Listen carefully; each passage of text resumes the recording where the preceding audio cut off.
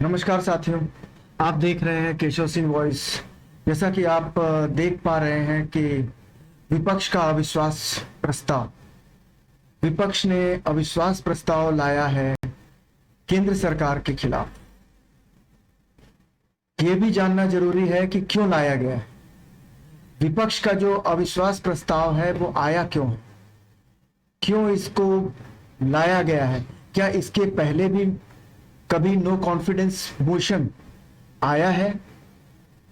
और भी सरकारें हैं जिनके खिलाफ इस तरह का अविश्वास प्रस्ताव लाया गया है, ये भी समझने की बात है। जो हमारे नोएडा से जो काऊ बेल्ट के लिए जो चलने वाले जो चैनल्स हैं, जो हिंदी भाषी क्षेत्रों के लिए जो चलाए जाते हैं, उनका तो सिर्फ एक ही कहना है कि जब प्रस्ताव गिर जाएगा तो लाया ही क्यों गया है।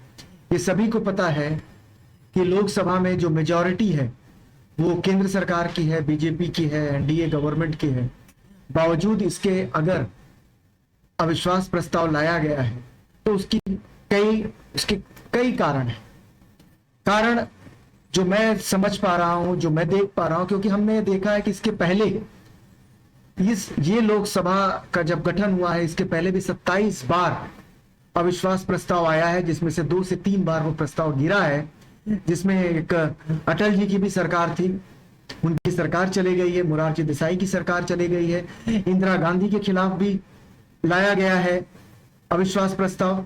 ये सब जानते हुए कि अविश्वास प्रस्ताव गिरेगा नहीं, फिर भी लाया जाता है, क्योंकि यही लोकतंत्र है, यही हमारा संविधान है और इसी के अनुरूप ये सारी चीजें चलती हैं।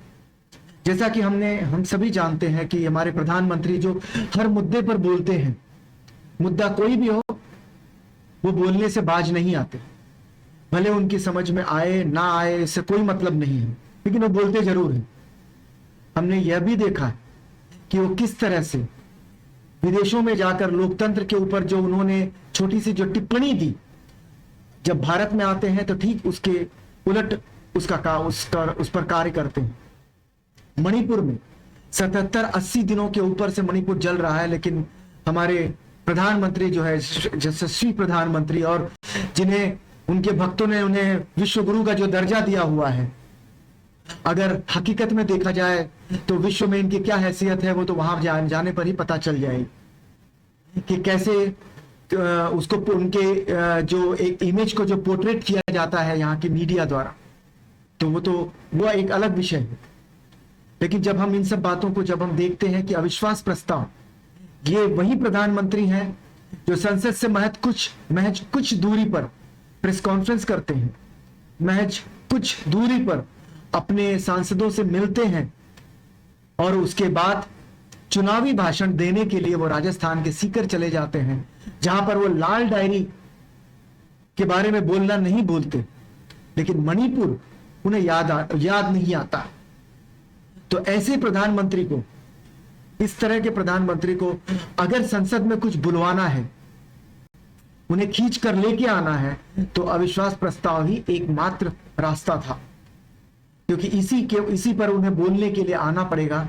और सवाल वही कि जो अविश्वास प्रस्ताव आया है वो आया हुआ है मणिपुर को लेकर। अब उन्हें वहां पर बोलना होगा। अब बोलने के लिए क्या करें कि वहां 80 दिनों तक तो ये चुप थे, कुछ हुआ नहीं। सुप्रीम कोर्ट ने जब एक वर्डिक्ट दिया, जब सुप्रीम कोर्ट ने यह कहा कि यदि आप नहीं कुछ कर सकते तो हम कुछ करेंगे, उस डर से उन्होंने अब जो है जो सूत्र बताते हैं कि दिन में 3 बार मणिपुर का अपडेट ले रहे हैं, क्योंकि अब उन्हें संसद में भी अब अविश्वास प्रस्ताव आया है, तो संसद में भी अब उन्हें बोलना पड़ेगा। तो क्या बोलेंगे? यही बोलेंगे कि मैं अपडेट ले रहा था, वहां पे वो हो रहा था, चल रहा था। देश के प्रधानमंत्री जिनके पास सारे संसाधन उपलब्ध हैं, क्या वो प्रधानमंत्री मणिपुर तक नहीं जा सकता था? वो देश का प्रधानमंत्री है, भारतीय जनता पार्टी या किसी दल का प्रधानमंत्री नहीं है। जब आप किसी संवैधानिक पद पर बैठ जाते हैं तो आप किसी दल विशेष या व्यक्ति विशेष के लिए नहीं होते। आप उस वक्त उस देश के लिए होते हैं, उस संविधान से बंधे होते हैं लोकतंत्र से बंधे होते हैं। लेकिन विगत कुछ वर्षों से, विगत कुछ दिनों से हमने यह देखा है कि देश का जो प्रधानमंत्री है वो एक पार्टी विशेष, एक दल विशेष के लिए बातें करता है, एक दल, एक जाति विशेष, एक धर्म विशेष के लिए बोलता भी है। तो ये फिर ये कैसा लोकतंत्र है? जैसा कि आप ये पिक्चर देख पा रहे हैं कि क्या पीएम मोदी के खिलाफ विपक्ष का दांव सफल होगा? तो विपक्ष का यही दांव है, विपक्ष यही चाहता है कि प्रधानमंत्री संसद में किसी तरह से उन्हें बुलाया जाए, लाया जाए और उनके मुंह से मणिपुर का म निकलवाया जाए संसद में। तो अब देखते हैं कि सोमवार के बाद क्या रुख अपनाया जाता है कि विपक्ष का जो अविश्वास प्रस्ताव है क्या वो सफल होता है। सवाल सरकार गिरने और गिराने की नहीं है। फिर से एक बार सबको पता है कि सरकार इस पर गिरने वाली नहीं है। यहां पर सिर्फ और सिर्फ एक ही मुद्दा है कि प्रधानमंत्री को संसद में खींच कर लाया जाए। और इसे खींच कर लाना वह शब्द इसलिए कह रहा हूं क्योंकि वो खुद से तो नहीं आ रहे। तो अविश्वास प्रस्ताव जब आएगा तो उन्हें खींच कर लाना पड़ेगा।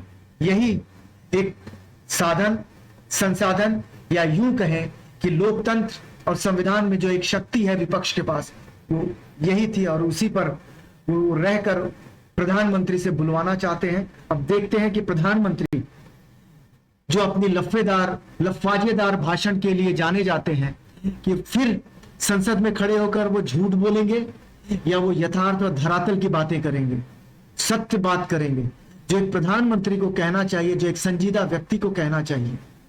धन्यवाद आप सभी का, जिन लोगों ने इसे देखा, सुना, समझा और जिन्हें पसंद आए वो इसे सब्सक्राइब करें। धन्यवाद।